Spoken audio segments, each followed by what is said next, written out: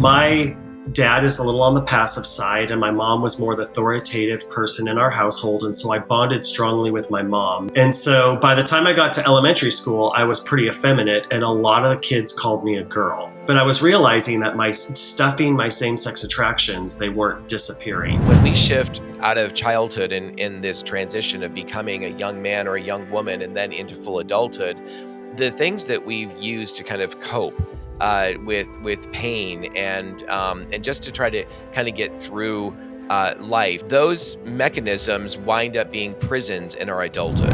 It was the first time on my own. I had always been in ministry community, and so I was terrified of living on my own. So it was a very difficult situation, and I found myself in this difficult situation of having to grow up and fend for myself. And I had a computer, and I got lost in porn. We need Jesus. We need the cross. But here's the other thing we need. We need community. I was so embarrassed that I had gone through 2.5 years at this ministry, ex-gay ministry, and I hadn't dealt with these issues. We would just kind of pick up the carpet and sweep more crap under it. You know, the Bible says, be still and know that I am God. And it's in being still with God that he was able to untangle all these lies and misconceptions in my life that I believed about myself, I believed about God. God has formed me more and more into a solid man who is thankful and grateful to be a man, and know that I actually, there's something weighty, there's something of substance in who I am as a man that I today would not trade for anything. I just praise God because he did a really deep work in me.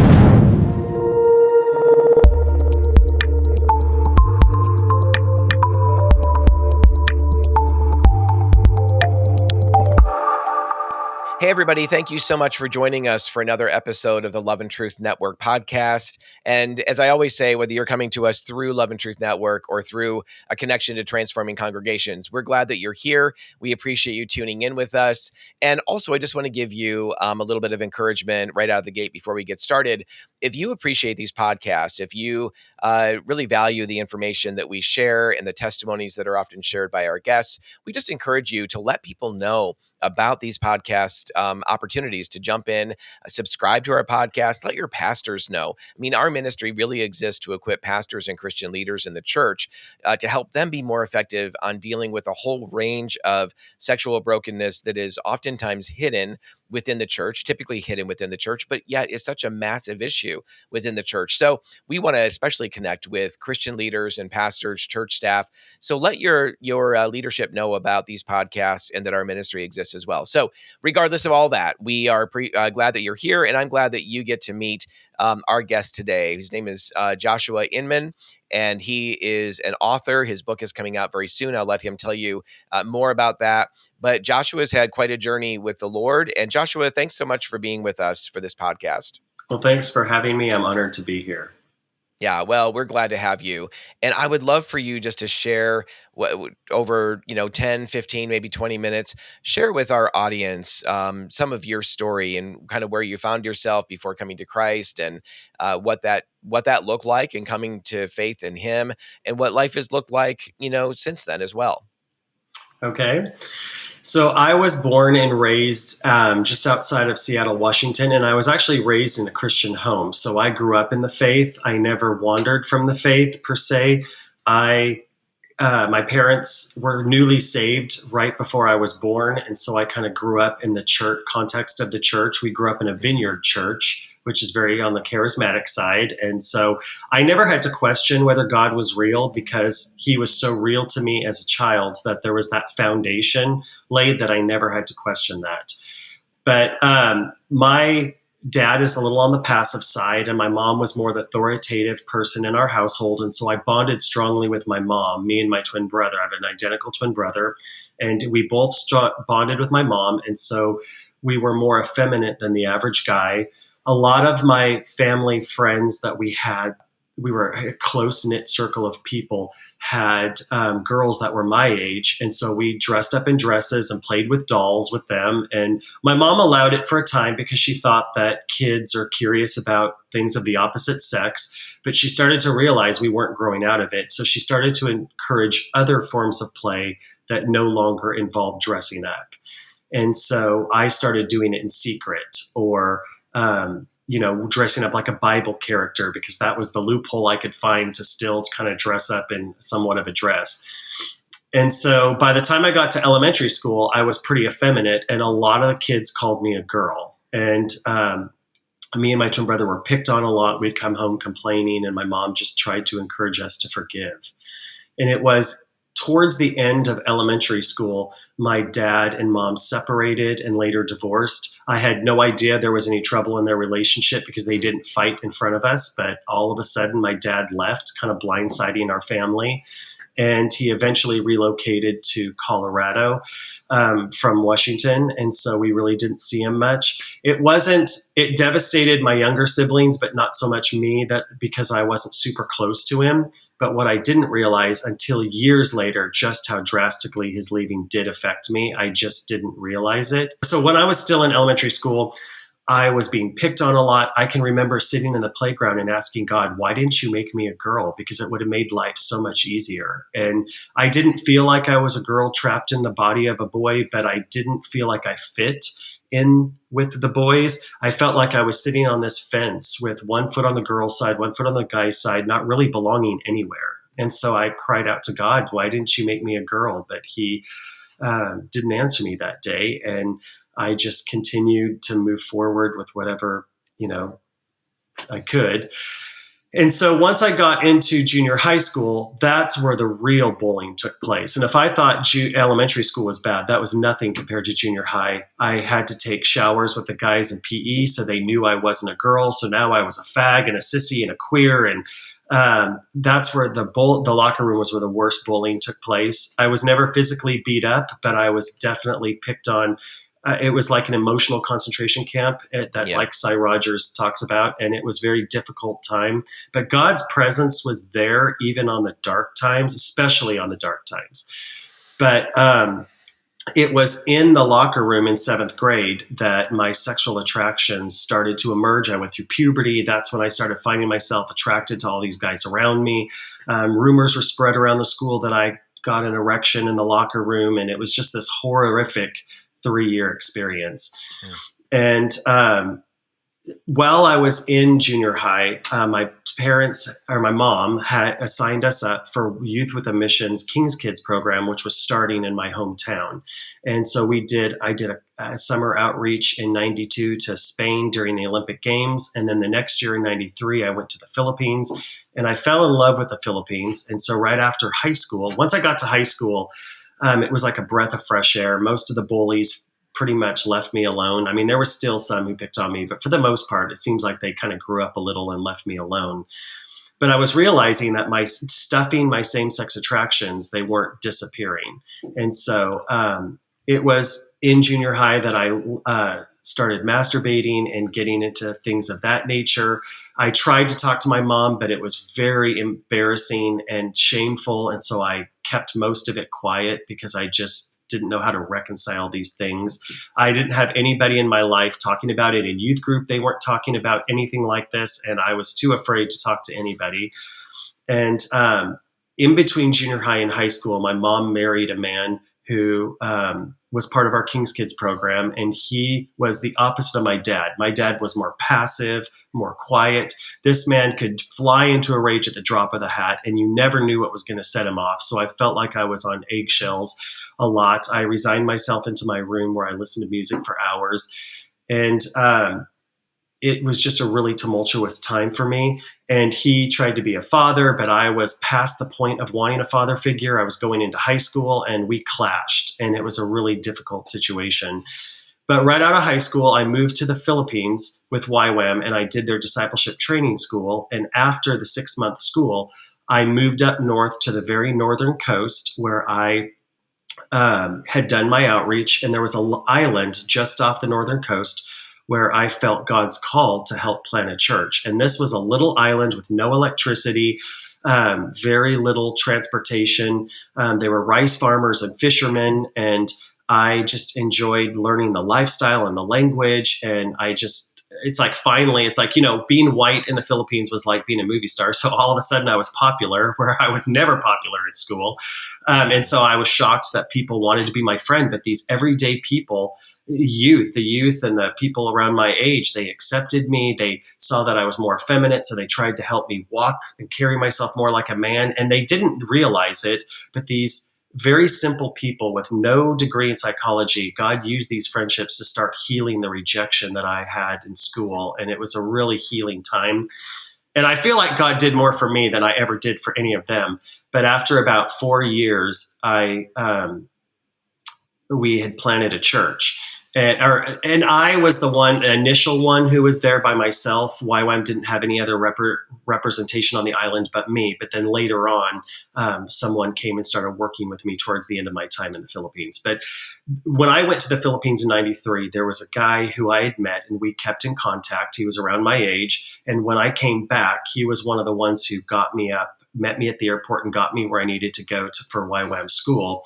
And his letters started becoming very sexual, and he and I we didn't have sex, but we fooled around a couple times. But he lived 13 hours south of where I was living in the Manila area, and so I barely saw him. So we kind of interacted like twice, which was a good thing. I struggled through my 4 years and the 4.5 years. A good thing that he was 13 hours away. Yes. Right? Oh my gosh. Right? Yeah. I mean, I was constantly inflamed with lust for all the good looking guys around me, and being in a tropical climate where guys are half naked, you know, it's really difficult. And it had lots of fuel for my lust.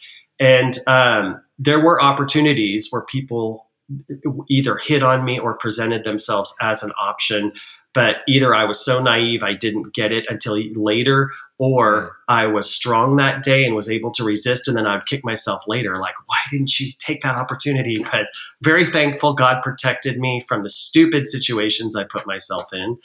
Right. But I felt like Dr. Jekyll and Mr. Hyde. I'm there as a missionary trying to plant this church, but I'm inflamed with lust, and I didn't understand how things worked. And the devil was tormenting me, telling me I wasn't a good missionary because I wasn't an evangelist and I'm not a preacher. So there's this cookie cutter in my mind of what a missionary truly is, and you don't fit that mold, so you're a failure as a missionary. And there was all these things building up, and I was about ready to burn out. And I happened to find this magazine that advertised Exodus International and had some Ann Polk's testimony in it and John's testimony. So I wrote Exodus. They started sending me their newsletters, and that's really started when I started reading these stories. That's when I finally admitted to myself, okay, this is what I struggle with. I knew it, but I had never accepted it, and so I finally accepted it. And I went to the local Christian bookstore and I bought all the books I could find on the subject. And through one of them, God told me to go to an Exodus Live-In program, which I didn't know these things existed. I didn't know there was any ex-gay ministry at all, anything like that. And so I left the Philippines. I moved to California outside of San Francisco, and I went to Frank Worthen's New Hope Ministries Live-In program. And I went through their 3-month pre-program. I did their 1-year Steps Out program, and then I did their 1-year leadership and training program. And when I got to the program, I thought if I did the program right, I would come out straight and all these sexual struggles would be a thing of the past. Had no idea what it was really, had no idea that's not how it works. But I quickly realized that's not how it works. So, God, which is very discouraging when you first realize that, right? Right. We all want that, but when it finally, we need that adjustment from, to reality. But when reality hits, it's very discouraging because we've been hoping, at some point it's just going to totally go away. Well, right. We don't need it to totally go away, but that's what we're hoping for. Well, and I really feel like a lot of people, like we would start the program with a big group of people, and over the course of the year, people would leave. And I think it's because they were disillusioned, thinking, had wrong expectations, thinking if I just do this, then all my problems will disappear, and that's not life and reality. And so God did some healing in me, but it wasn't like the deep resolving healing that I was hoping for. And so at the end of my Steps Out, or the end of my leadership and training program, Frank closed the ministry, and I was like, okay, what do I do now? And there was a Christian singer named Lisa Daggs that I was a fan of in high school, and we'd written each other off and on through the years. And I was able to convince Frank to bring her in for a concert for one of our conferences we did. And so I contacted her and said, "Can I work for your ministry?" And she said, "Sure." And so I moved up to Sacramento. It was the first time on my own. I had always been in ministry community. And so I was terrified of living on my own. So it was a very difficult situation. And I found myself in this difficult situation of having to grow up and fend for myself. And I had a computer and I got lost in porn. And that became my solace for this difficult transitionary period, which opened a whole nother door of stuff that I got addicted to, Lisa came out of a drug and alcohol background. So all her music and her concerts were recovery based, and I would sell her merchandise for her at her shows. And I knew I could talk to her, but I was so embarrassed that I had gone through 2.5 years at this ministry, ex-gay ministry, and I hadn't dealt with these issues. And so I was too embarrassed to talk to her, so I didn't. So I kept it as my dirty little secret. And I basically from there got hired with Women of Faith as one of their merchandise sellers and moved to Nashville so I could travel more. And I traveled with some of the biggest names in Christian and country music. I stopped going to church because I was on the road all the time. I never gave up on God, but there was a lot of lies and faulty expectations and ideas that I had about God from my childhood that I was wrestling with. I couldn't make sense of my life. There was a lot of things I couldn't explain. And so I ran from God, and I was terrified the devil lied to me saying God's not good. He doesn't take care of his people. I believed the lie and I ran, but I knew he was the truth, the way, and the life. And there was no one else but him, but there was things I couldn't reconcile. So it was easy just to put it on the back burner. I got busy touring and lost in pornography, and I ran from God. But one of the artists I was working for told me about a Nashville church plant here in Nashville that they were starting to open. And so I grew up in the Vineyard, so I wanted to be a part of that. So I started attending. I moved in with a pastor who, not the pastor of the Vineyard, but he was a former Nashville Vineyard pastor, but his church, he'd closed it years before. But I moved in with him, and God started to use the church. I started having a quiet time, started reading the Bible, and it started to change me. I started to, he kind of woke me up from my slumber in a lot of ways. And with the help of this pastor I moved in with, he started encouraging me to take a deeper look at my life, to curb my porn habit. I started having more accountability. And so I started to practice bouncing my eyes, not looking at attractive guys, being careful what I watched, be careful, like taking every thought captive. And I did not realize just how difficult those things would be, because I had this magnetic pull that when I would see a guy, it would pull me to look. And if I didn't look, it was very painful. It was almost painful. And so I fell down so many times. I was discouraged. I wanted to give up. I felt this is hopeless. God's expectations are way too hopeless. I felt like God was just waiting for me to get it together. Otherwise he was going to pound me for all these sins. And, the Bible says, come to me with boldness, come into my throne room with boldness. But I was afraid that he would drop the hammer of judgment on me for all this sin and running that I had done. But I finally started pressing in, and I found him just waiting to love me. He wasn't going to drop the hammer because the hammer fell on Jesus when he was crucified for my sins. And I failed to recognize that. And so he showed me that I was his son, that I was not a beggar on the streets of his kingdom, that my sexual struggles and my things didn't disqualify me from sonship. And I started to practice solitude with God, and I started practicing fasting.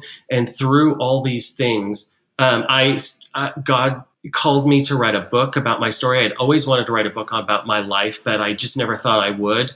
And in the end of 2019, he really put this urgency in my heart to write my book. And so in 2020, I found through a God story, I found a writing coach, and she moves very strongly with the Holy Spirit. So between her and the Holy Spirit, they helped me process my past. I wrote the first draft myself, and then we did 9 drafts after that over the last 5 years.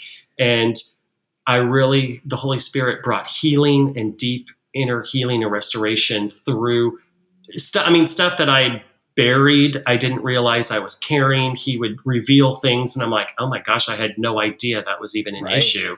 But what's really interesting to me is the deepest healing that he did in my life was wrapped around my relationship with my father. And I had no idea because I wasn't close to my dad.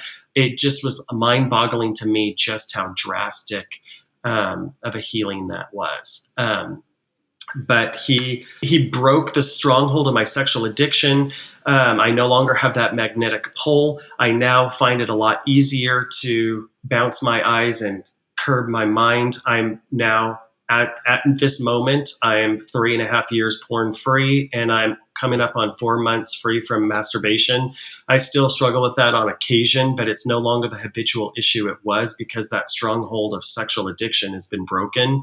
And so I just praise God because he did a really deep work in me.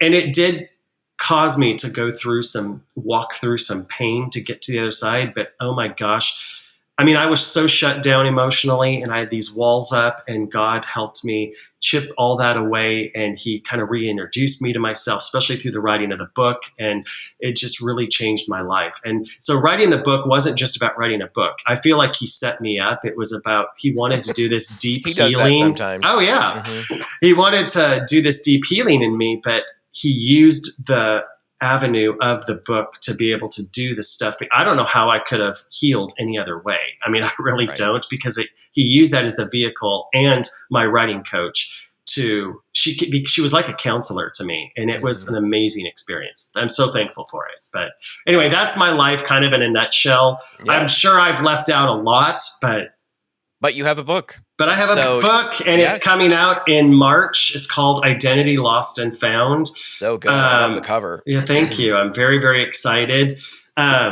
It's almost ready, but I'm hoping it'll be out in March, but at the very latest. So I'm very excited. Yeah, that's great. That's exciting. And we're glad. We need more and more of the stories of transformation, whether that's out of LGBTQ, whether that's heterosexual, sexual brokenness, whatever.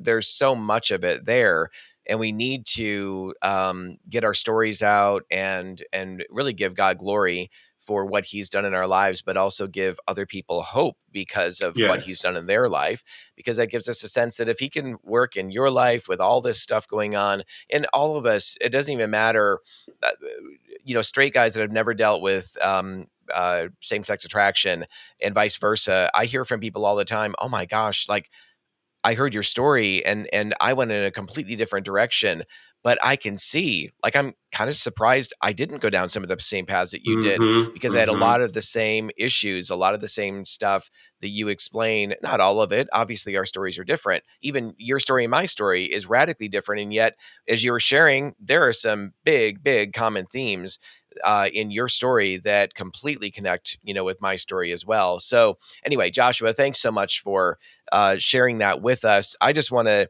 jump in for those real quick. Can watching. I say something real quick? Oh yeah, please. I was just going to say, the biggest cry of my heart that God revealed to me was that I was asking my whole life, do I matter? And he showed me not only did I matter to him, but my pain mattered. And he poured out so much love on me that I'm now secure in him, in his love, that nothing else really matters anymore. And I'm not searching for that love because I've found it in him.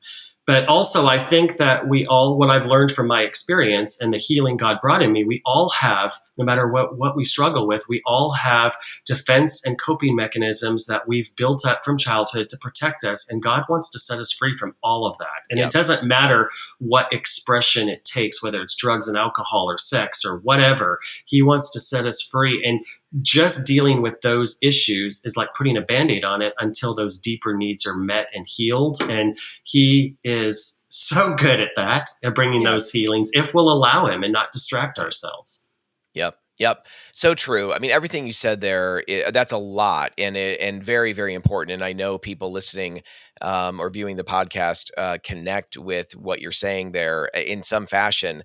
We see people all the time who are in their 40s or 50s, 60s, even 70s, who are just beginning to glimpse, or they came to us knowing that they had an issue, but they had no idea of all of the underlying pain that they were Mm-hmm. still experiencing and Mm-hmm. the disconnect that was there. And the truth is, like, what I'm explaining right now is not unusual. It's the typical human experience. And what we oftentimes forget, and people who follow me have heard me say this a number of times before, but it bears repeating. What we oftentimes do not realize is that the very things that help us survive as children, because we have no choice. Like, we're just going to get bounced along in some fashion. I mean, rarely do we have choices. As kids, there's certain things. Obviously, when abuse is happening, we can and should talk to mom or dad. But sometimes, what do you do if mom or dad is the abuser, or what do you do if there's just if they just brush it aside and they don't believe you, or they think you're making too much of it, or they're trying to protect the other person, or I mean, film. There's all kinds of, and sometimes they take real action. Like in my case, there was a cutting off of the connection to the older boys who did introduce me to sexual things at 5 and 6 years of age, and also some abuse, but also hardcore porn.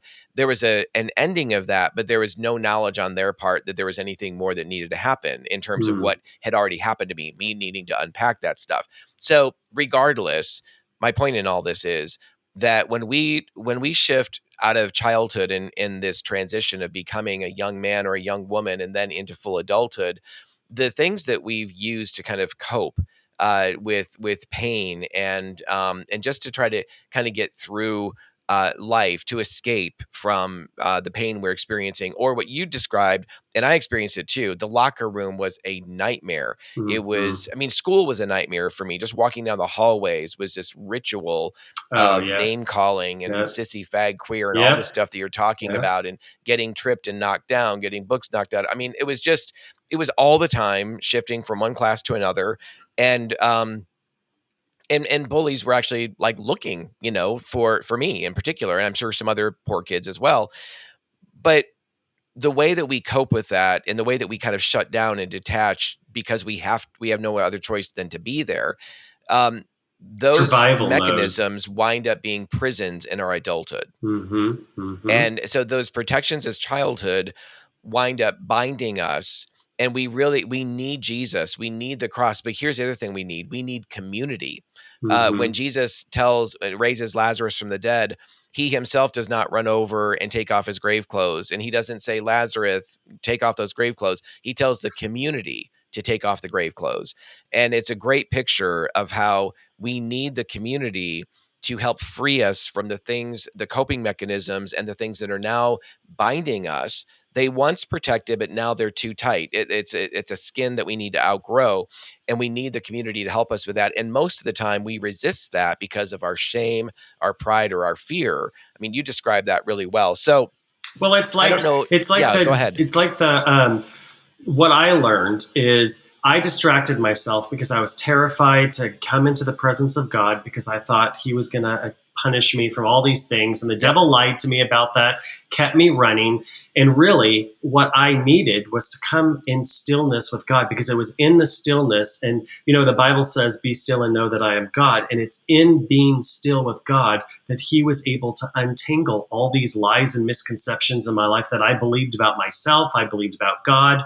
One time after I fell into masturbation for the millionth time, I said to God, why are you still around? Why haven't you given up on me? And he said, because I'm not your father. And I didn't realize I was viewing God through this lens of my father. And I think we have it's our parents are very broken people, and as a kid you don't understand that, and you get wounded and hurt. And looking back as an adult, I can look back at old childhood hurts and be like, that's not a big deal. But to God it is, because we're still holding on to it, and there's all these little pockets of pain that we've hidden and covered up that we don't realize are still affecting how we view life and how we move into life and what the decisions we make. And he wants to free us from all of that. Yeah. No, exactly. And as you said, our parents are very broken. The truth is every parent is broken. Yes. Melissa and I raising our two boys, we're broken, and we don't do it perfectly by a long shot. Right. And yet we do try to be very intentional about always coming back around when we've blown it and asking for their forgiveness, Mm-hmm. explaining how we sinned against them, and Mm-hmm. and trying to be, rather than doing what was often done in not only my family background, you probably could agree with this, but I mean, I'd love for you to speak into it, but also in church in general, was we would just kind of pick up the carpet and sweep more crap under it. Mm-hmm. Mm-hmm. We just didn't talk about the Mm-hmm. stuff that was difficult. We certainly didn't talk about anything sexual. That's for darn sure. Yeah. And so what we're trying to do is really sweep that crap out and expose it, bring it to the light, and pick up and move forward with with few offenses or smaller offenses, and we're bringing those to the cross and getting those things cleaned up. And the boys are amazing about extending forgiveness to us, and us to them, that kind of thing. But man, none of us do it perfectly. That's for Mm-mm. darn sure. Mm-mm. But what you were saying in the beginning of your story, you were talking about dress up with girls and those kinds of things, and that was very much. I think when you and I were talking originally before even coming into the podcast and getting reacquainted, for our listeners, it's funny because both you and I recognize each other, and it took us quite a long time to figure out. Wait a minute, what conference, what situation? Finally, I think we Right. nailed it down to where our paths crossed at least once. I think it's been multiple times in the past. But one of the things that you were describing in your story, and I really relate to this, is feeling like, and the way I described it is, I got to a place where I was so exasperated, and I felt like I know that I'm a boy, and yet I don't feel like I have the internal makings. I didn't feel like I was a girl trapped in a boy's body. I didn't have that kind of framework at all, but I just felt like I don't know what this mysterious thing is that boys and men have, but I don't feel like I have whatever that is, or that series of things are. And I felt like I was a third gendered thing. That's Hmm. and Hmm. and and again, didn't feel like I should be a girl necessarily, but yet I wish that I had been a girl, because I felt like emotionally and all of my interests, like they aligned more with girls. I did go through a period of time as well of dressing, of when no one was around, sneaking one of my mom's dresses and putting that on. And I, if that had been allowed to continue, or if there had been a mechanism by which that could have continued, I think it would have set in so much more deeply. And if I were 10, 11, 12 in this culture, and the way things are now, I have no doubt, especially if I was in public school, man, I would be labeled as trans, and I would have, Mm-hmm. I mean, Mm-hmm. I don't even know the crazy direction my life would have possibly gone in. Absolutely. I'm so thankful my parents didn't push me into that we had a solid foundation for the Bible and for God and church. My mom had a real relationship with God. It wasn't just a Sunday morning, we're Yeah. going to go to church, but she really had a relationship with God, and she tried to teach us the same. And so I was very thankful for that, because if I was born in today's day and age and my teachers pushed that on me, I can't say that I wouldn't have taken it, because Yep. that's what felt. I fit into that more than I felt like I fit in with the boys. And the boys made it Yep. super clear I did not measure up. Yes, exactly. And something I just want to highlight a little bit more from what you just said, if teachers had been pushing me into that, and a lot of people may feel like, well, yes, there are some teachers who have an agenda, and maybe they do push kids in that direction, but that's very rare. But what's not rare is that are the teachers who bring it up all the time. And we might not look at that as being, oh, well, they're just giving options. When you give a child the option, when you teach them the lie that boys may not be boys and girls may not be girls, that there is no kind of fixed idea, that it's this spectrum, and you pull out uh, the genderbread, and the unicorn thing that they use to explain all these different gender ideologies, and you're on this spectrum and this range. When you do that over and over to children and just present them this idea of a possibility which is utterly biologically impossible for a boy to become a girl and a girl to become a boy, but just by raising this often, like I've had parents tell me that their children are being asked daily how they identify today Hmm. before they open the class up. Hmm. Now, and people might think, oh, well, that's not really pushing it. It absolutely is, because you're planting a seed in Hmm. the very wet cement of a little child who is, when I say wet cement, I mean they're just unbelievably pliable and can easily believe things that are not true. So when you're introducing these ideas, you actually are pushing in a way that should never be done, just by even bringing up the potential for something that is non-reality. Do you, Well, do you and have thoughts about that, well, Josh? I really Joshua? believe, I agree with all of that. I really believe that there are people, like you said, who are intentional trying to confuse Yeah, kids and further the agenda. But I do think that there's a lot of parents and a lot of teachers who think they're doing the right thing, and they really are absolutely. trying to help these kids, and they really feel like that's helping, and it's not. Yes. And all the devil needs is a little confusion, and he can go in there with his lies, because we know the Bible calls him the father of lies, and he never stops lying to us. And all he needs is someone to question whether they're a boy or a girl, and that's his playground. And Yep. it's you see it rampant today. And I know, like, it's not just teachers and parents, but also like there are like on TikTok and on Instagram, there's activists pressuring people, and Oh, absolutely. people feel completely like what do you call it? They feel pressured into it, like peer pressured into it almost. And there's also people who aren't popular, and then they come out like this, and then they become popular, and it's a way to avoid being unpopular or whatever. And when you're a kid, you feel like school life is all there is. You have no concept of life after, or how these things are going to affect you later. And Right. so I'm so thankful my parents didn't push, or that wasn't a thing back then. Well, and what you're describing, I feel like is kind of the proverbial carrot and stick situation, where you have the carrot, for those of us who were unpopular and didn't fit in and felt that keenly. And of course, every kid feels that on some level. And some of the Right. most popular kids and adults, frankly, are some of the most insecure people out there. But the carrot, though, this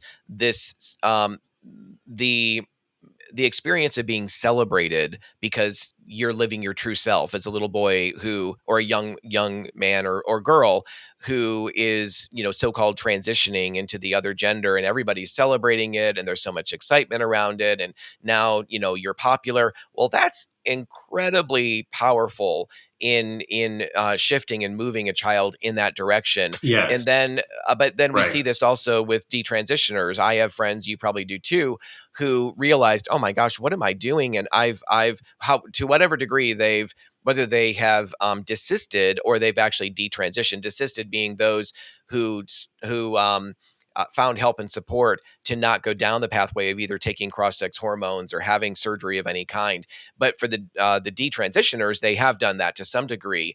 And I know ones who have had both top and bottom surgery and all this, and realized one day, what in the world have I done? What have I Mm-hmm. allowed to Mm-hmm. what have these adults done to me? Right. And we but as soon as you start as somebody who is supposedly transitioned or is in this process of transitioning, if you start to question the dogma, if you start to in any way wonder, have I made the right decision? Man, talk about the stick. I mean, Mm. there is so much attack against you, and Chloe Cole is one who experiences this. I mean, she's a nationally known individual who is fighting for the rights of children to not be mutilated and destroyed. Well, it's funny By to me Yep. how they say, "Oh, gender's a spectrum" or whatever, but it's only one way. You can't Oh, go yeah, back. exactly. You know, Right. it's like, that's not right. No, right. Yeah, that's very true. It's a spectrum, but it's only in one direction, Right, supposedly. And right. then also the cry that goes out about conversion therapy. I'm like, you know what? I used to say that the idea of conversion therapy, where there were terrible things. We've acknowledged all the time. There have been some horrible things done many, many decades ago against particularly men who were found, whether the men either having sex or it was people realized that these guys, somebody was gay or whatever, and identified that way or was living that way. Mhm. And there were some terrible things done to people back then in terms of electroshock therapy and other types of behaviors and things. I think were awful. This should have never been done. We would condemn as Christians, for sure. But this idea of conversion therapy is so utterly ridiculous that it's built up as being this huge boogeyman and this horrible, awful form of quote unquote therapy, which of course there is no such thing actually as conversion therapy, but it's built up as this thing. And then you have laws being passed in Canada and in other states in our country as well, in other parts of the world, where it's illegal. It's now come down to conversion therapy. Conversion therapy is even a pastor praying with somebody who comes to them asking for prayer or asking for help and support to overcome behaviors and desires that they know don't align with, like, they Right, have a right of right. self-determination. They want to align with the scriptures. They see clearly what the scriptures teach, regardless of all the crap that's out there saying, no, the Bible doesn't actually teach that. They see that that's true. And they're coming and looking for help and support. All of that is being swept under this big carpet or banner of conversion therapy. And here's my point: is I used to think that conversion therapy wasn't real. The truth is, it is real, but like you said, it's going in the other direction. When in Hmm. Canada, the only thing you can do is, by law, is redirect a person who doesn't believe that this is right for them, that maybe they want a family down the road, a natural family. They want, as a man, to have a wife and to have children. They don't want their life to be given over to just, the best I can do is be with another man and maybe marry him or whatever. Whatever the reasons, the only thing that is being allowed is for them to be pushed down this conveyor belt of the LGBTQ perspective and agenda.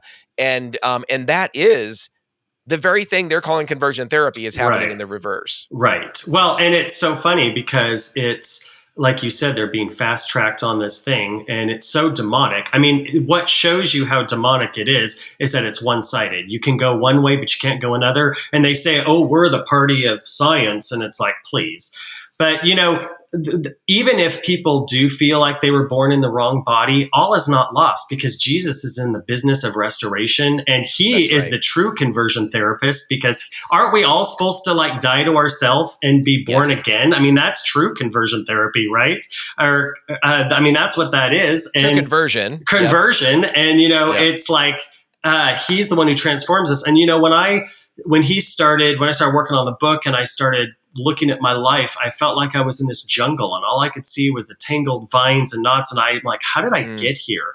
But Right. he remembers every step in the path that took me there. I may not remember, but he does. And he told me, Yes. if you will place your hand in my hand, I will lead you out. And he's been doing that. And nothing is impossible for him. And no confusion is too great that he can't bring healing and restoration to.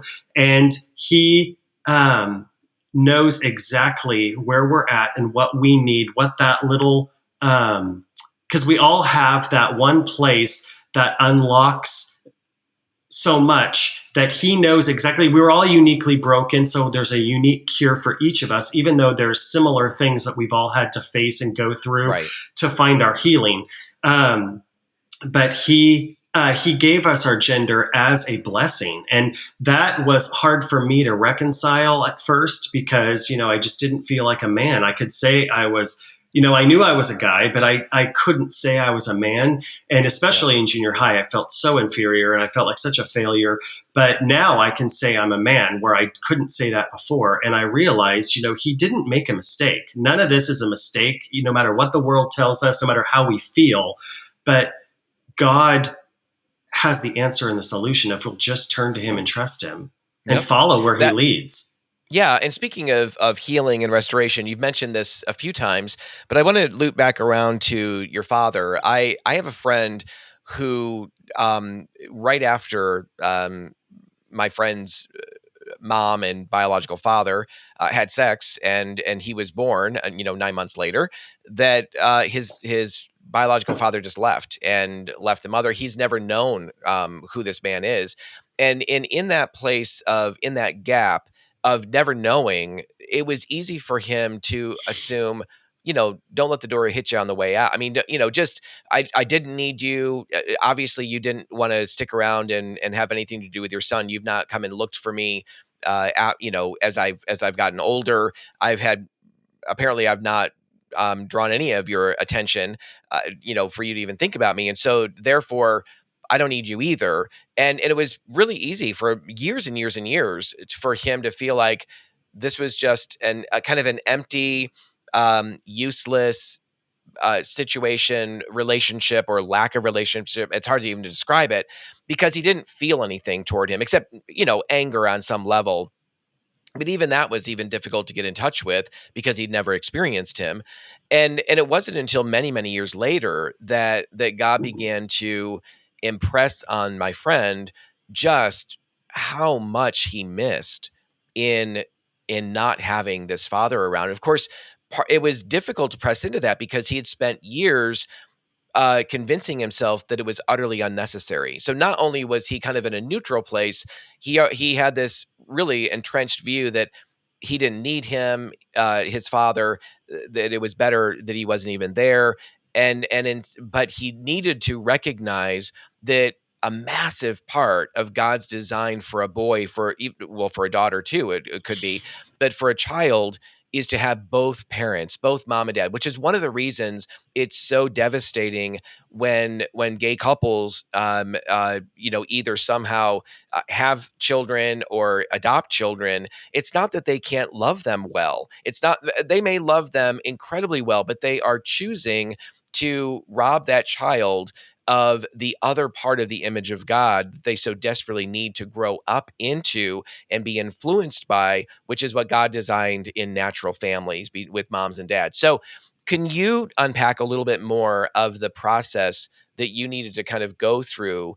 And I don't mean in a formulaic way, but just maybe unpack a little bit more about how you needed to get in touch as a man yourself with the loss of your father and the divorce that happened, and the absence really of his influence in your life.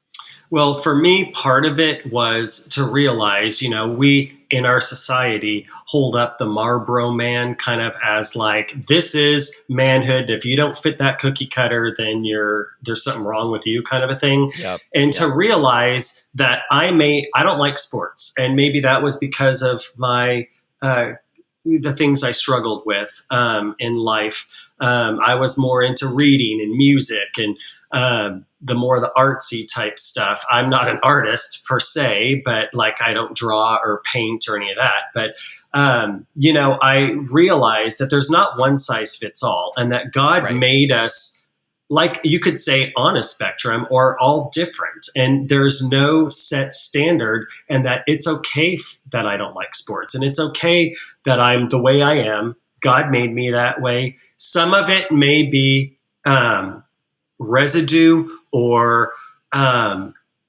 consequence of things that I learned behavior. Dislikes, yep. But it doesn't disqualify me, and it doesn't matter to God. I mean, he doesn't mind that I'm a little more effeminate than most guys, and it doesn't matter. And so when I accepted that and realized it's okay that I don't have to live up to a straight standard, that was huge. Like Cy Rogers, when I was in the ministry at New Hope, Cy Rogers came and he talked about God. He said the goal is not to become straight because straight people go to hell. It's redeemed people that go to heaven. And God really showed me that because I was trying to live up to some straight standard, and it just felt like this mountain that I had to climb up that I just couldn't climb up. And I felt like God was like, relax, I'm not expecting this of you, and it's okay that you don't live up to what this cookie cutter that you feel you need to live up to. And so, but years later, after I got out of the program, I started to realize, God started to show me just how drastically my dad's leaving had affected me. It shifted the stability, shook the stability I had. And, I had a very tumultuous, my stepmom, that my dad married was a lot like my stepfather. She could fly into a rage at the drop of a hat. I never felt like I could just be myself at their house. And there were times that Dad he was supposed to come get us for his weekend visits, and he wouldn't come. And I remember waiting at the top of the hill for hours, waiting for him to come, and just to find out he wasn't coming. And he remembers on his side, there were times we didn't want to go, although I don't remember ever saying I don't want to go, but he remembers situations like that. And it was just a very difficult time for all of us. But there were interactions I had with my dad and stepmom over the years that I got angry, and letters that we wrote back and forth when I finally wrote my dad and poured out all my anger about all the stuff that I felt wronged. And he gave his side of things, and there were miscommunication. And when I pulled out all these letters to reference them for my book, I realized I'd read them sloppily, and there were many things that I held against them that they never said, that I read into their letter that they never said. And I had to humble them. That's such an important point. Yeah. That I really want to drive home is how, and we can think, no, I know that this was said. I know that you wrote this to me. Right. And because our emotions can so easily interpret things. Filter things through. Yeah. Such an important point. Keep going though, Josh. And so I had to humble myself and write to my stepmom and my dad and apologize for things I held against them that they never said, that I was convinced they said. And also in writing the book, I had to look at I wrote about not just my life, but I wrote a little bit about my parents to kind of show that, I may have somewhat been a blank slate when I was born, but I wasn't born into a blank slate. And so I kind of show how they were raised, to kind of show how I was parented. And to do that, I had to take a honest look at my dad, and it gave me compassion for him, and it shifted my opinion. And God showed me that I was viewing him through this lens of pain, and I didn't realize that. And so as I started to take an objective look at him, I got compassion, and I started reaching out to him. And a couple of years ago, I flew down to Arizona where he's living, and I reconciled with him and my stepmom. And my stepmom died a year later, but I still have a relationship with my dad. I don't call him as often as I should, but I call him every handful of times a year at least. Whereas before, I wasn't talking to him at all, hardly at all. And so God's been slowly restoring that relationship. And it's like there's a song. I don't know if you've ever heard of the rapper, Christian rapper. His name is NF. And he was, he grew up outside of Detroit, and his mother was a drug addict, and he pours all of his, I don't like rap, by the way, but my brother sent me the song he wrote called Why Did You Leave Us? And it's his mom overdosed on drugs and she died, and he pours all of his pain into this lyrics. And there's some really emotionally charged songs in there. And God used this song, Why Did You Leave Us, to tear open this wound of why my dad left. And it was through this song that God helped really bring that deep healing of showing me, my pain mattered to him and I mattered. And he was not my father. And my father was a broken man, and he does not represent I think we naturally look at our parents. We view God through the lens of our parents. I did. Yeah. And so, especially our dads. Yeah, exactly. And God showed me that he's nothing like the representation that I had. And so it changed so much for me. I love that. There's a couple of other things I want to really hit before we wrap up our podcast. One of them is you were talking about moving in with this pastor, and it just struck me again, and I say this a lot, but there is such power in knowing truth and in preaching and teaching and really and in our own study of the scriptures. All of those things are essential. Those are foundational for sure. But there's also something that I found. My life has changed and was set on a different trajectory because of some of the Christian families that invited me to live with them for a period of time. Just being in an environment, not just getting time with them occasionally, being over for dinner, as nice as that is and as helpful, and God bless those that did that for sure. But for those who said, you know what, we have a spare room, or in one of my buddy friends' cases, you know what, we have a large bedroom that both of our boys can move into, and you can have this room to just recuperate for a number of months or whatever, kind of open ended. And those experiences for me of being in a godly Christian environment, imperfect, but an environment where the fruit of the Spirit was really evident: love, joy, peace, patience, kindness, goodness, faithfulness, gentleness, self-control, where those things were really lived out, and to be loved and kind of a part of their family, that was so deeply transformational for me. It reminds me of Rosaria Butterfield's, I think it's her third book, Mm-hmm. called The Gospel Comes with a House Key.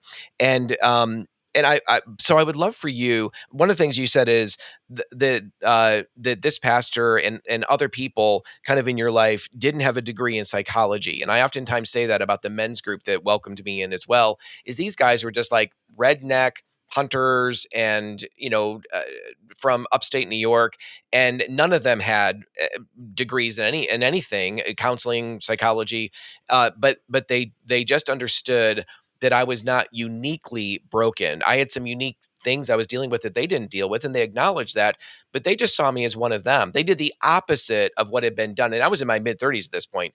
They did the opposite of what had been done throughout my entire childhood and through a lot of my adulthood around other Christians, which was, oh, get out of here. You're this, you're that, you're not Mm-hmm. one of us. Mm-hmm. And they welcomed me in and put their arms around me and drew me in. Those experiences were radically transformational. I'd love for you to speak to that a little bit more of your own experience. Well, so yeah, I'm still living with this pastor here in Nashville, and I also my vineyard pastor. The two of them, I really felt like so that my church family, my pastor and his wife, they became family to me. The pastor I'm living with became family to me, and there were times they would speak truth and love to me when I needed it. The pastor I live with sometimes, I felt like he would hold me to an unrealistic expectation. But part of it was because of the stronghold of sexual addiction that I had that I didn't even realize at the time that I had.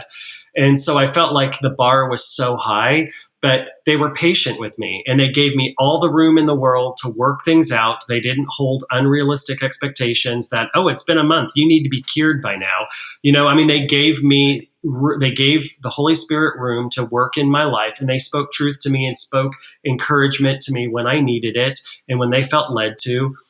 The pastor I live with, he for years said to me, God's not mad at you, he's mad about you. And it took me a very long time to believe that. And it wasn't really until God started pouring out his love on me and showing me how much he truly did love me that I really started believing that. Because before it just felt like wishful thinking.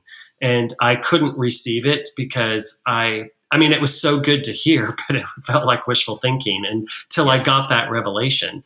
But I'm very thankful for those times because they have been like family. And, I'm single, and it's nice to have, even though we don't hang out all the time, we'll watch movies occasionally, or we'll go to concerts or go to dinner on occasion. But, it's not like we hang out every night and do stuff together.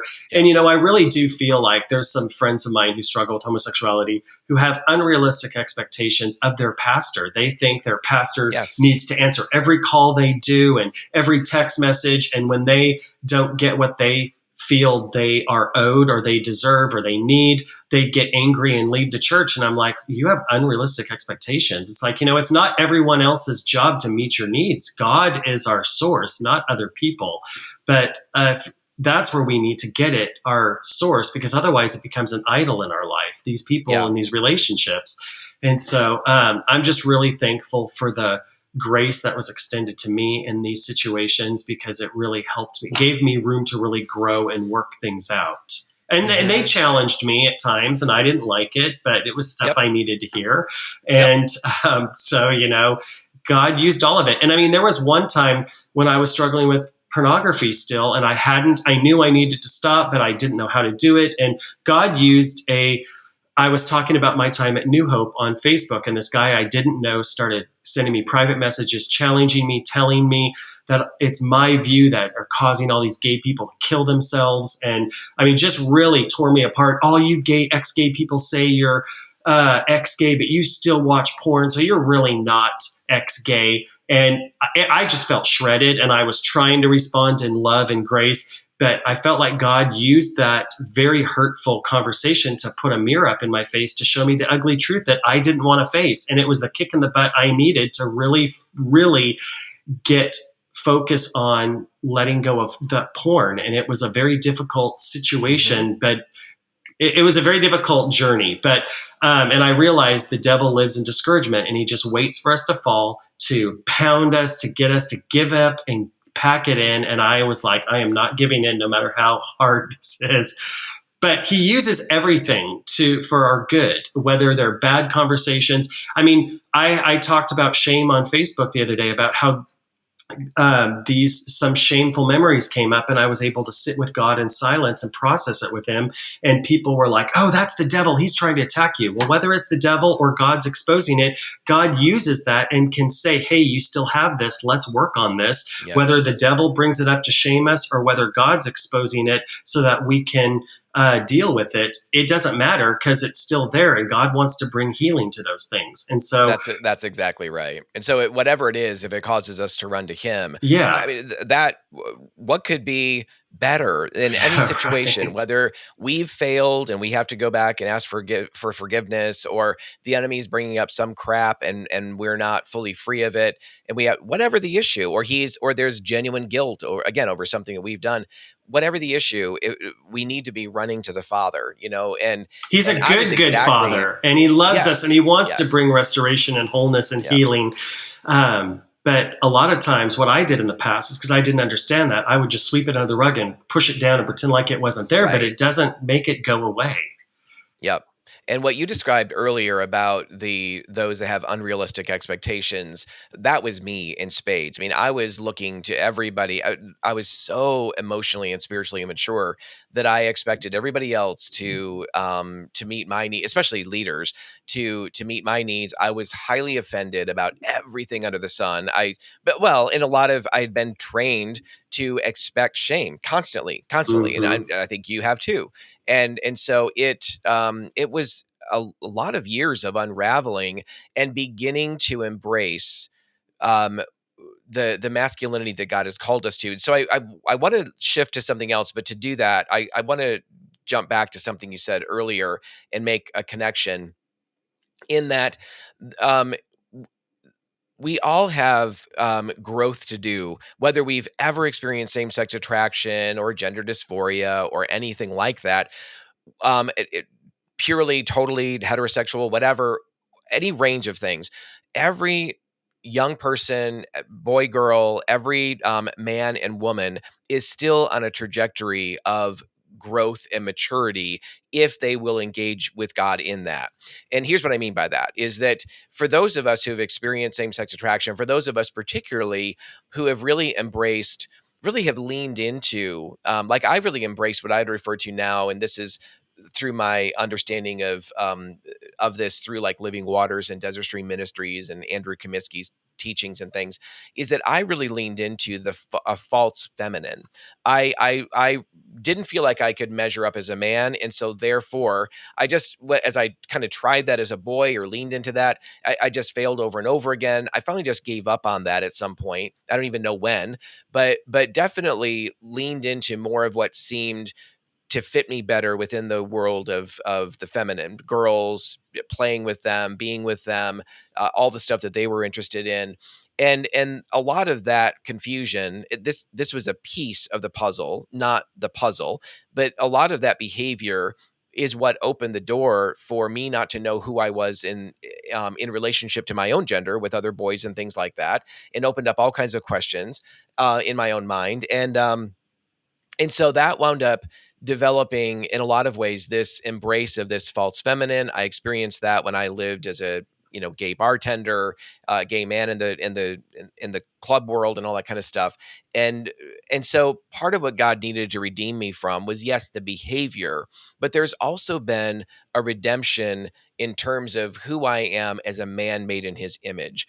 And so I've been around people, like I've gone to conferences as you have. I've gone to it and have gone to those annual conferences, and I'll see people and connect with people who I care about a lot who've come out of out of homosexuality. I'm thinking of some guys in particular, but it seemed like there was a desire to break the behavior, but a real camping onto a real latching onto that kind of feminine aspect of who they were, and an unwillingness to let some of that go and to really begin to mature as a man. That doesn't mean that they needed to love sports. It doesn't mean that they needed to, but I want to continue to grow as a man made in God's image. And so even though I still, I'm aware that I still have some feminine voice inflection or mannerisms Mm-hmm, or whatever, mm-hmm. but they're very, very different. They have morphed over time. I wanted God just to take it all away, and make me into this butch guy. Well, that's not going to happen. That's never, that's not what he does. But over the course of time, is I have not made an idol out of this false feminine, but I've been willing for God to be Lord of not just my sexuality, but my identity and the whole thing. God has formed me more and more into a solid man who is thankful and grateful to be a man, and know that I actually there's something weighty, there's something of substance in who I am as a man that I today would not trade for anything. And I felt like I was completely lacking as a young person. But I say that, and you can loop back to this if you want to, but to kind of segue into this perspective of the four main perspectives, and we'll talk about three of them primarily within the church on LGBTQ. And of course, one of those perspectives is the mainline church and others, some non-denominational churches as well, who have rejected clear biblical teaching and have revised the Bible to say basically what they want to say, which is, oh, gay relationships are perfectly fine. God made you that way. You can have your husband have a great relationship with God. It's on par with heterosexuality. Well, certainly most evangelical Christians, Orthodox Christians, certainly reject that because the Bible is abundantly clear on that. But another category, another perspective, that first category is often referred to as side A, or pro-gay theology. Side B would say, oh, I'm gay, or I'm trans, or I'm queer, or I'm whatever the thing is, but I'm whatever the identity is. And I know I can't act on that. I can't have sex with my friend or whatever, but I'm still gay, or I'm still trans. And they would applaud somebody who approves of that and hyphenates that to their Christianity and embraces that as an identity, just don't act on it. And you and I talked a little bit about this in an earlier conversation, but I feel like that is such a fault line, that perspective, Mm-hmm, mm-hmm. that for many people, they think, oh, that's the best there is out there because they know the alternative is side A. But there's actually this other category, which is more described as kind of like transformational ministry, where we believe not that God pulls out his wand and poof, turns us from gay to straight or trans to whatever, but rather that he takes us on this discipleship journey. And we need to not only let the behaviors go and nail those to the cross. When I say let them go, sometimes wrestle, to get free of them, but also we need to allow him to be Lord of our identity and to crucify false identity to the cross as well. And so part of that allows us to begin to grow up from boys into men, and from little girls into women made in the image of God. I'd love for you to kind of speak into that, whatever that kind of prompts in your own heart or mind, Joshua.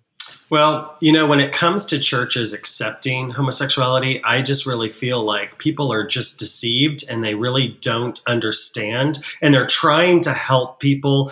I really do believe that most of it's not an intentional thing, but they really are trying to help people. They're like the parents and the teachers that are ignorant who just don't understand. They think they're being loving and kind. But people have said to me for years, they're like, oh, just find a man and be happy. And I said, the Bible says that we're not allowed to do this. And they're like, oh, God's going to be okay with it. And I said, well, when I stand before God someday, I can't say, well, he said I could do it. That's going to mean nothing. And so really all we have to stand on is the Bible. And so people have tried to discredit the Bible because they want it to say what it doesn't say. And they're trying to say, if you get into the Greek, it really doesn't say what you think it says. But really, we have the Spirit of God living in us that if we're truly His and we've been baptized in the Spirit, we have the Holy Spirit, and that gives us discernment, and we can make those decisions. But I've been reading. When I was back in the Philippines, I read Bob Davies and Lori Rensel wrote a book called "Coming Out of Homosexuality," and that was God used that book to show me that I needed to go to that live-in program. But I pulled it out just the last several months, and I've been rereading it. And I wish I would have read it every year over the last 20 years, because there's so much in there that conclusions I came to. But one of the things they said is every homosexual is a heterosexual buried under a mountain of insecurity. And I'm like, well, that's me right there. I can relate to that all so much. But I think that, anyway, so going to the side A and side B thing, like I always had identified, the first time I heard about side A and side B, I had always identified as side B, because obviously I don't believe it's right for us to be, and biblically for us to be in a relationship. And actually I had one time I was on tour with a Christian artist, and this lady volunteer started asking me about, am I married? Do I have a girlfriend? And I explained to her why I don't. And she's like, oh, well, you need to just find a man and be happy, because the Bible says it's not good for man to be alone. And I started showing her in the Bible where it says, such were some of you, and you've been redeemed. And she had never heard that before. And she called all the volunteers around and said, you got to hear what he just told me. And she now is a flight attendant, and she tells my story all over the world, because it's just amazing. But, God showed me when it came to this side A, side B thing. I thought side B was where we stood, ex-gay ministry stood, but I came, as you have said, that it's like a hunkering down of this identity that I'm not going to change this, or I can't change. And so this is the best it's going to be. And a lot of churches have embraced gay Christianity, which is, to me, is just ridiculous. But God showed me, it's like when the Israelites left Egypt, they were in the wilderness, and it's like these people have, side B is like they've pitched their tents in the wilderness and said, I'm fine here. I'm not going any further. And God said to me in a moment where I was in that wilderness period, he said, there's so much you can't see in the promised land, and I want to take you there. But if you pitch your tents here, it's never going to get any better than this. And I was like, okay, I'll follow you to the promised land. But I didn't know what that looked like. And it's scary because we don't know at least this is familiar, and at least it may be hell, but at least it's familiar. And at least we know what to expect when you're like going out into the promised land. It's like, you don't know what to expect and what you're going to have to face. But oh my gosh, the journey that God took me through is it's so worth everything I had to face and go through to get there. But I think a lot of people, like I have a friend, her name is Michelle Pillar. She wrote a book called Untangled, and she was a Christian artist back in the 80s. And I remember her. Yeah, so she wrote a book about her untangling, the journey that God took her through. And she's been a huge supporter of mine and encourager of me. And she said that, few people are willing to face their stuff and deal with their stuff to find the freedom. And she has always used that to encourage me that, you keep going, because so few do. And I think, like I was saying, people pitch their tents and they don't want to face anything else or deal with anything else. This is good enough for me. But God has so much more for us, but he's not going to force us. We have to make the choice to follow God, or are we going to just stop where we're at? You know? Well, that's such a powerful note, obviously, Joshua. I'm so glad that you joined us for this podcast episode. And your story is just amazing. God's work in your life. I can't encourage our listeners enough to get out, and when your book is available, is it available for pre-order at this point? Not yet. Not yet. All right. That's all right. But Identity Lost and Found. So good. Such a great title. Hey, there's two other things that, as we're wrapping up here, I just want to mention, and then we've got to scoot. But I'm reminded of a couple of things from our conversation. One was, we are huge fans of Katie Faust and and the work that she does in the movement of Them Before Us and the book Them Before Us. But she and her co-author also wrote a book called Raising Conservative Kids in a Woke City. They live up around Seattle. And she talks about I'm saying this really kind of for parents from some of the things we talked about earlier. I thought of it and then forgot about it until now. But one of the things that they say in that book is that second book is parents have to get to children first. In other words, we need to make sure that we are pouring in truth in God's goodness and God's light and God's love. But also the good things, positive things about being made little girls or little boys in the image of God. We've got to be giving our children the stability that they need to stand in places where, whether it's in public school systems or just in living in society, where those ideas are challenged. If we don't get to them first, then that kind of law of the first statement applies, where it feels like that person's the authority, and we as parents need to make sure we are. So we don't have time to get into that now, but Katie Faust is Faust. We've done a podcast with her before. If you're a parent wanting to know more about this, get her book. The other thing I think of is, and we did a podcast with her, but also with Robert Gagnon, Dr. Robert Gagnon. We did a podcast with him a number of months ago. He also, when Joshua was mentioning, well, some people say, well, the Greek doesn't really. Well, go and find Dr. Robert Gagnon's works and read into those, because he's probably the foremost theologian, certainly in our country and abroad, on the topics of the Bible and human sexuality. So a real authority there. He blows the lid off of these nonsensical ideas of kind of rewriting the scriptures according to what helps us feel good about embracing identities and behaviors that the Bible clearly calls sin. So anyway, with all of that, Joshua, we're glad that you were here, and audience, so glad that you tuned in for another episode of the Love and Truth Network podcast. We encourage you again to subscribe, share that we're here. If you're finding this information to be helpful to you, pass that around, especially to your pastors and leaders. And we look forward to seeing you at another podcast episode of the Love and Truth Network podcast. Bless you. We so appreciate the time you've just invested with us in our Transforming Congregations podcast. To join us for future podcasts, dial into transformingcongregations.org/podcast, and we look forward to seeing you in a future podcast.